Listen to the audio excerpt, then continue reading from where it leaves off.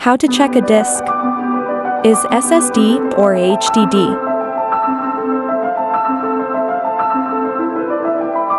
You can't check form this PC.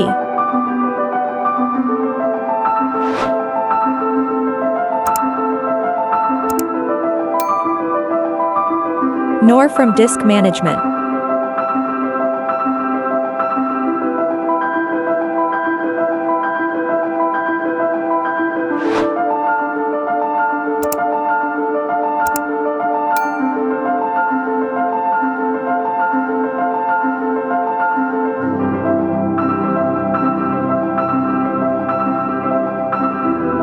Go to Windows button and search Disk Defragment. Here you can check whether the disk is HDD or SSD.